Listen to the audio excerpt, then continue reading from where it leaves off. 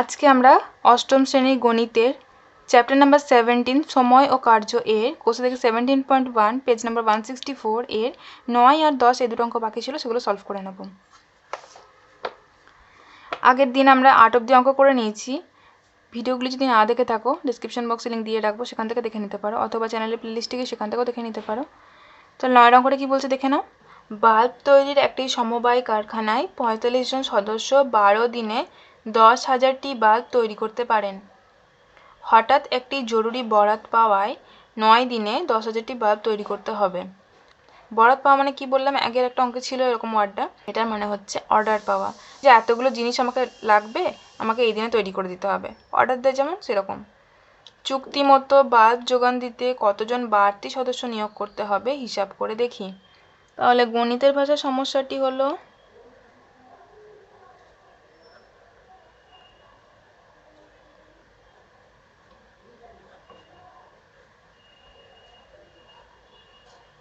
এক্ষেত্রে আমরা কোন ঘরটাকে ডান দিকে রাখবো, লাস্ট লাইন দেখো, কতজন বাড়তি সদস্য নিয়োগ করতে হবে, তাহলে আমরা সদস্য সংখ্যা বা জনসংখ্যার ঘরটাকে ডান দিকে রাখবো।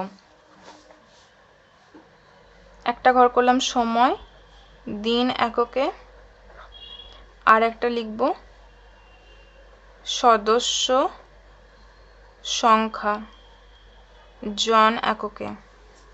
এখানে দেখো বাল্ব তৈরি করতে পারে, মানে বাল্বের একটা কথা আছে, তাহলে বাল্ব সংখ্যা একটা ঘরের মধ্যে করা দরকার ছিল, কিন্তু করলাম না কেন, দুক্ষেত্রেই দেখো সেম পরিমাণ। আমরা কি বলেছি, যখন এই সেম অ্যামাউন্ট থাকবে কোনো একটা জিনিসে তখন সেই জিনিসটা আমরা ক্যালকুলেশনে রাখবো না, সেটা কেটে গিয়ে 1 আসবে। তাহলে 12 দিনে 10,000টি বাল্ব তৈরি করছিল 45 জন, সময় দিয়েছে 9 দিন, কতজন তৈরি করবে, ধরলাম এক্স। এখানেও তাই, যে কাজের পরিমাণ যেটা ছিল সেম ছিল, কিন্তু হাতে সময়টা কমিয়ে দিয়েছে, হাতে সময় কম দিয়েছে, তার মানে কি লোক বেশি লাগবে, সময় মতো কাজটা শেষ করতে গেলে লোক বেশি লাগবে। তাহলে কি এটা কমছে যেহেতু এটা বাড়বে, আবার এটা বাড়লে এটা কমে যাবে। তাহলে এখানে সময় বাড়লে সদস্য সংখ্যা কমবে। হাতে যদি বেশি সময় থাকে তাহলে কমজন লোক নিয়েও কাজটা আরামসে হয়ে যাবে, কিন্তু হাতে সময় কম দিয়েছে তাহলে বেশি লোক লাগবে, তবে কাজটা শেষ হবে। এবং সময় কমালে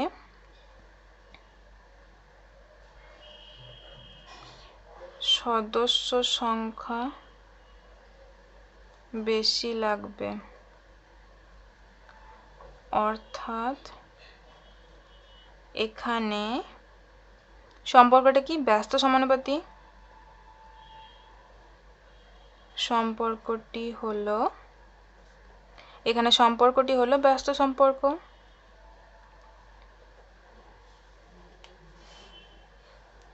অতএব ব্যস্ত সমানুপাতি হলো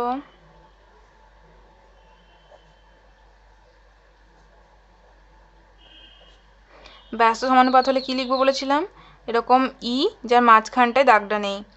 তাহলে এখানে 12:9 সমানুপাত এক্স অনুপাত 45, এক্স আমরা ধরে নিয়েছি।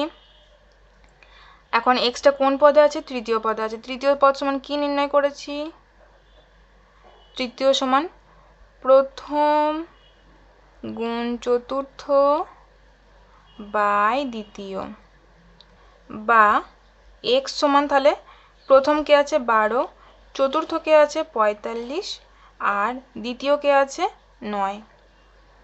তাহলে আমি এখানে করবো 3 3 9, 3 4 12, 3 1 3, 3 5 15, তাহলে ওপরে হচ্ছে 4 15 60।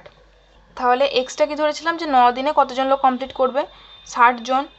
অ্যান্সার চেয়েছে বাড়তি কতজন, তাহলে বাড়তি মানে কি আর কতজন লোক লাগবে, মানে অলরেডি 45 জন লোক কাজ করছিল, এখন লাগছে 60 জন, আর কতজন না 60 বিয়োগ 45, অতএব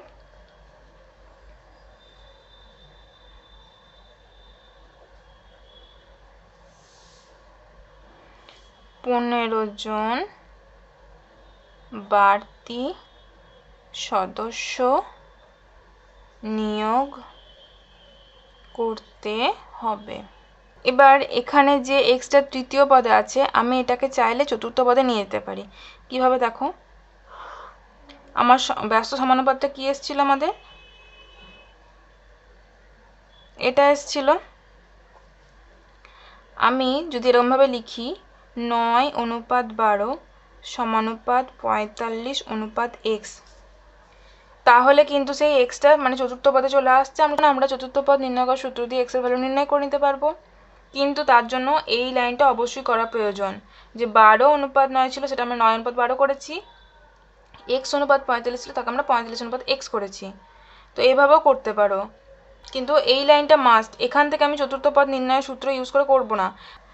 10 নম্বর প্রশ্ন, শেষ প্রশ্ন। 250 জন লোকের 50 মিটার দীর্ঘ এবং 35 মিটার প্রশস্ত একটি পুকুর কাটতে 18 দিন সময় লাগে। 250 জন লোক একটা পুকুর কাটছে, তার দৈর্ঘ্য কতটা, 50 মিটার, আর প্রশস্ত মানে চওড়া বা প্রস্থ 35 মিটার, সময় লাগছে 18 দিন। একই গভীরতা বিশিষ্ট মানে দুটো পুকুরই সেম গভীর, মানে বলে না এই পুকুরটা এতটা গভীর, ওই পুকুরটা সব থেকে গভীর। 2 নম্বর পুকুরটা দৈর্ঘ্য কত 70 মিটার, প্রস্থ কত 40 মিটার।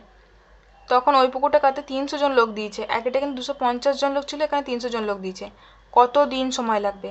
এক্ষেত্রে আমাদের এই অঙ্কটি সলভ করার জন্য 3টি ঘর করতে হবে। লোক সংখ্যা, পুকুরের পরিমাপ আর দিন সংখ্যা। দিন সংখ্যাটা সময় ঘর করব। এক্ষেত্রে আমরা প্রথম আর দ্বিতীয় যে দুটো পুকুরের কথা বলা হয়েছে ওই পুকুর দুটির পরিমাপটা নির্ণয় করে নেব। তাহলে প্রথম পুকুরের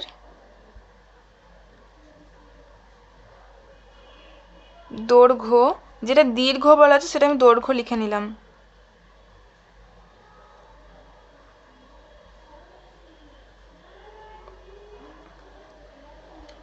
অতএব প্রথম পুকুরের এখানে দৈর্ঘ্য গুণ প্রস্থ করে আমরা কি পাই, কোনো জিনিসের ক্ষেত্রফল। আমি এখানে পুকুরের পরিমাপ লিখলাম। কোনো একটা আকারে দৈর্ঘ্য গুণ প্রস্থ মানে সেই আকারটির ক্ষেত্রফল। 50 গুণ 35 এত একক কি হবে, বর্গমিটার, সমান সমান 5 5 25, 5 3 15, 16 17 0 এত বর্গমিটার। দ্বিতীয় পুকুরের দৈর্ঘ্য প্রস্থ বলে দিয়েছে, যেটা দীর্ঘ আর প্রশস্ত বলেছে সেটাকে আমি দৈর্ঘ্য প্রস্থ ধরে নিলাম।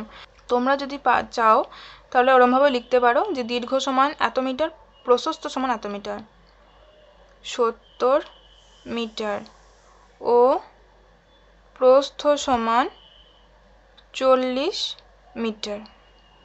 অর্থাৎ দ্বিতীয় পুকুরের পরিমাপ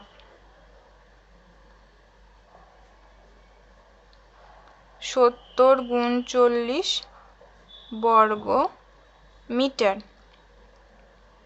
2800 বর্গ মিটার। এখন গণিতের ভাষায় সমস্যাটি হলো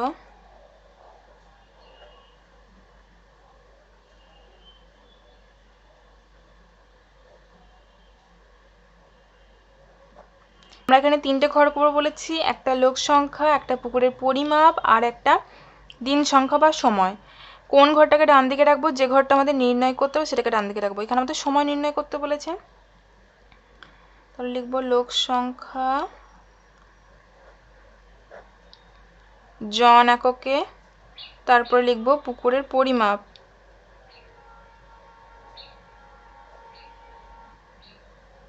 এটা কি একক, বর্গমিটার। আর একটা ঘর করব সময়, দিন এককে। প্রথম ক্ষেত্রে লোক সংখ্যা কতজন, 250 জন। পুকুরের পরিমাপ কত, দেখো আমরা ক্যালকুলেশন করেছি 1750 বর্গমিটার। দিন সংখ্যা কত, 18 দিন। দ্বিতীয় ক্ষেত্রে লোক সংখ্যা কত, 300 জন। পুকুরের পরিমাপ 2800 বর্গমিটার।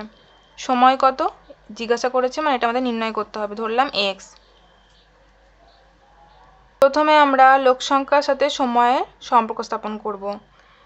দেখো কোনো একটা নির্দিষ্ট পরিমাণ, যখন লোক সংখ্যা আর সময়ের সম্পর্ক স্থাপন করব তখন মাঝের এটাকে আমরা কনস্ট্যান্ট ধরে নেব, মানে পুকুরের পরিমাপটাকে কনস্ট্যান্ট ধরে নেব।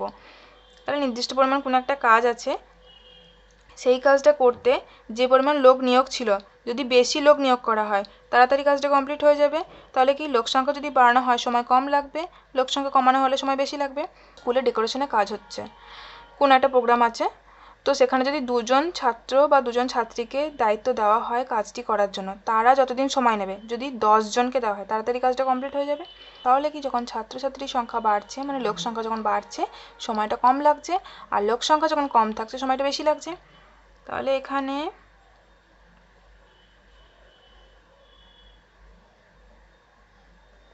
লোক সংখ্যা বেশি হলে সময় কম লাগবে ও লোক সংখ্যা কম হলে সময় বেশি লাগবে। অর্থাৎ এখানে লোক সংখ্যা ও সময়ের মধ্যে সম্পর্কটি হলো ব্যস্ত সমানুপাতি, একটা বাড়লে আরেকটা কমছে।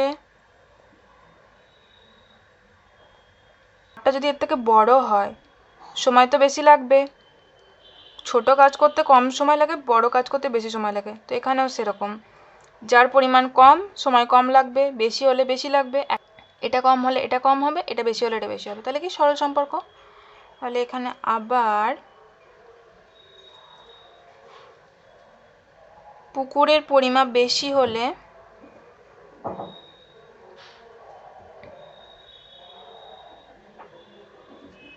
সময় বেশি লাগবে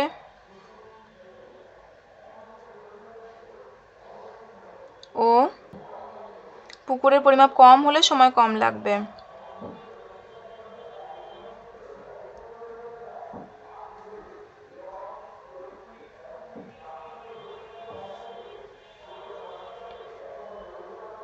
এক্ষেত্রে সম্পর্কটি হলো সরল সমানুপাতি।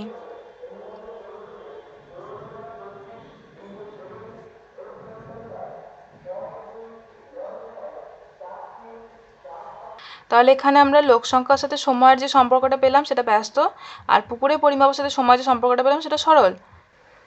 অতএব নির্ণেয় দিন x সমান 18 গুণ লোক সংখ্যার সাথে সময়টা ব্যস্ত সম্পর্কে আছে, তাহলে আমরা লিখব 250/300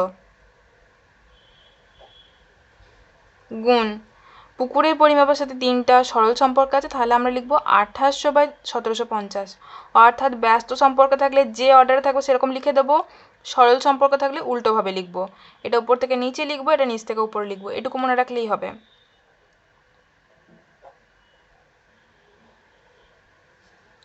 এবার কাটাকাটি করে নিই। একটা শূন্য ক্যান্সেল, দুটো শূন্য ক্যান্সেল, 5 5 25, 5 3 15, 5 5 25, 5 7 35, 7 4 28, 3 6 18, তাহলে 6 গুণ 4 হয়েছে ওপরে সমান সমান 24। তাহলে আমাদের জানতে চেয়েছিল কতদিন সময় লাগবে, অতএব নির্ণেয় 24 দিন সময় লাগবে।